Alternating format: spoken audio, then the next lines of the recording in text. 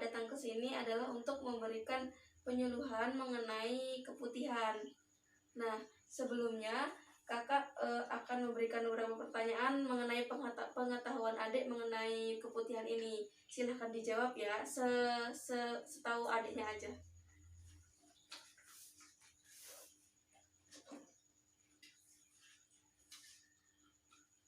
Baik, sudah selesai. Oh ya. Jadi sebelumnya adik sudah tahu ya mengenai keputihan itu seperti apa, tapi adik belum tahu keputihan yang normal itu seperti apa dan yang abnormal seperti apa ya. Jadi saya akan menjelaskan mengenai keputihan ini. Nah, keputihan itu adalah pengeluaran cairan alat genitalia yang bukan darah. Keputihan bukan penyakit tersendiri, tetapi merupakan manifestasi gejala dari hampir semua penyakit kandungan. Jadi keputihan itu normal, tapi tergantung dari faktornya dulu. Nah, tanda dan gejala keputihan itu seperti keluar cairan berwarna putih kekuningan atau putih kelabu dari saluran vagina. Cairan ini dapat encer atau kental dan kadang-kadang berbusa. Mungkin gejala ini merupakan proses normal sebelum atau sesudah haid pada perempuan tertentu. Seperti itu. Kemudian nih, ini untuk keputihan yang normal. Nah, itu berwarna putih gitu, warnanya jernih. Nah, kemudian kental. Nah, jadi adik bisa dilihat sendiri ya, bisa dicek sendiri keputihan adik itu normal atau tidak.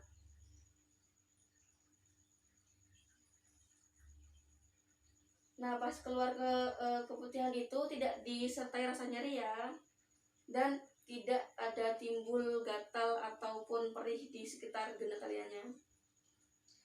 Nah, ini untuk keputihan yang patologis atau abnormal atau yang tidak normal. Nah, tanda gejalanya itu adalah warnanya putih agak kekuningan gitu, kuning kental gitu, terus ada baunya. Kan beda tuh bau keputihan yang normal sama enggak. Kalau keputihan yang normal itu baunya khas banget. Nah, kalau yang enggak normal itu kayak baunya tuh kayak anyir gitu, kayak agak busuk gitu. Nah, gitu itu yang enggak normal. Nah, jumlahnya tuh banyak banget, berlebihan dari yang biasanya. Kemudian rasanya ada rasa gatel, nyeri, terus ada rasa sakit pas kita berkemih.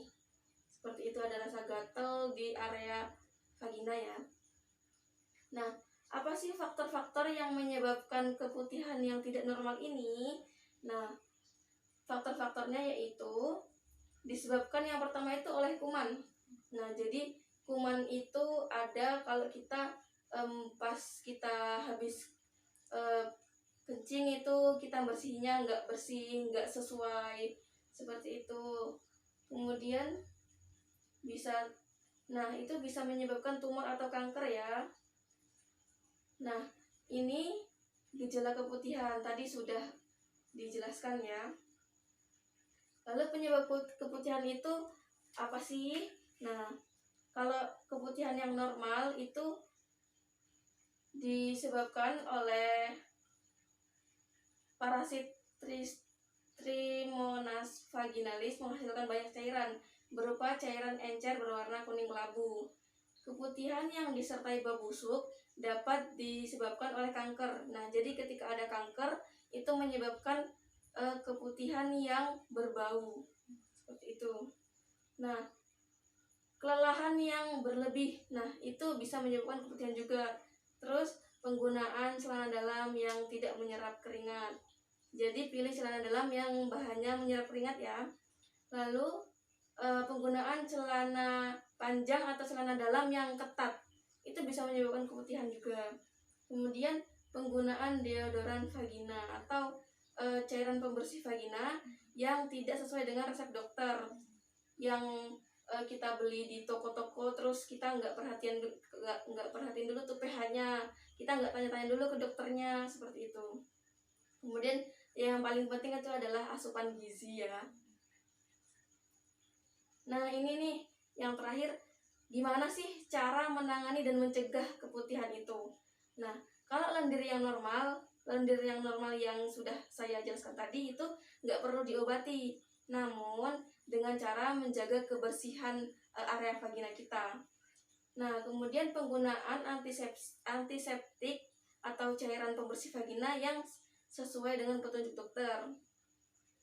Kemudian, menjaga kebersihan organ intim dengan membilas vagina air bersih. Nah, cara menjaga organ intim yang benar itu harus diperhatikan. Biasanya yang orang umum lakukan untuk membersihkan vagina itu dari arah depan ke belakang. Nah, itu menyebabkan kuman bakteri itu jadi masuk ke vagina, malah jadi salah.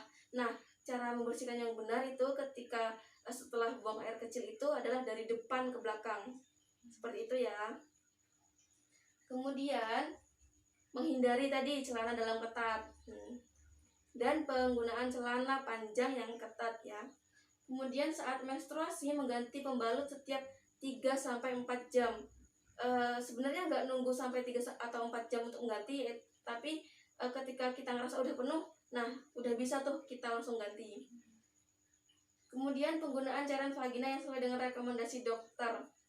Itu tadi ya, soalnya kalau yang dijual itu kebanyakan ada yang abal-abal, itu pH-nya yang nggak sesuai sama kelembapan vagina kita.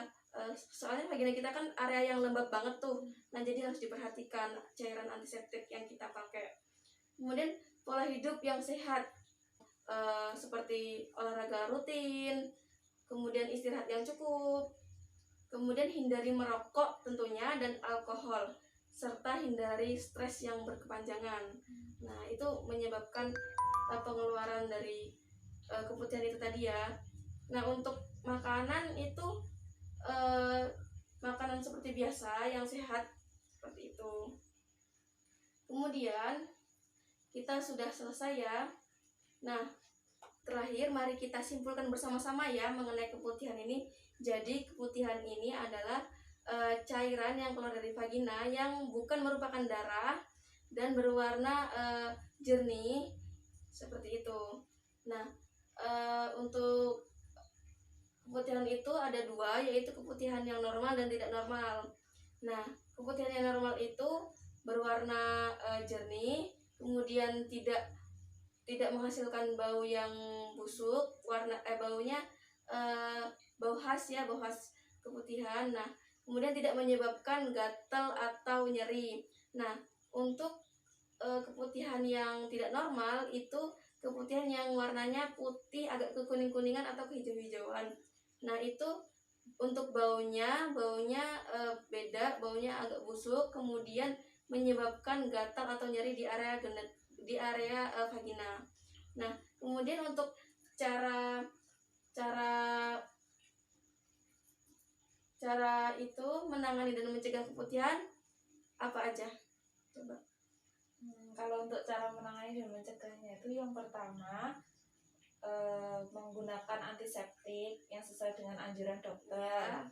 Kemudian kan menjaga kebersihan organ intim dengan membilas vagina tadi dengan air bersih. Terutama membilasnya itu dari depan ke belakang, bukan dari belakang ke depan. Nah, kemudian cara dan menangani dan mencegahnya itu menghindari pemakaian celana dalam yang ketat, terus menghindari pemakaian celana yang panjang yang ketat.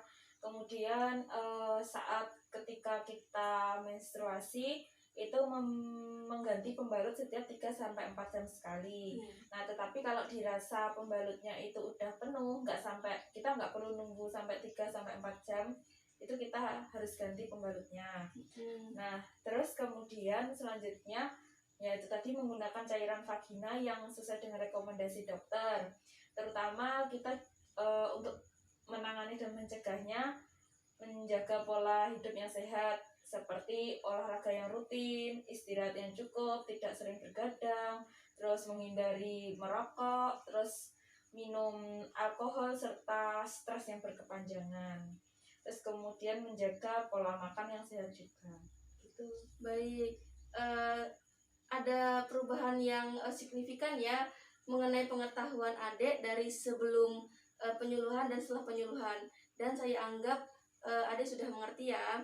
Nah, terima kasih atas waktunya udah menyempatkan waktu untuk saya berikan penyuluhan. Terima kasih saya ucapkan. Wassalamualaikum warahmatullahi wabarakatuh. Waalaikumsalam warahmatullahi wabarakatuh.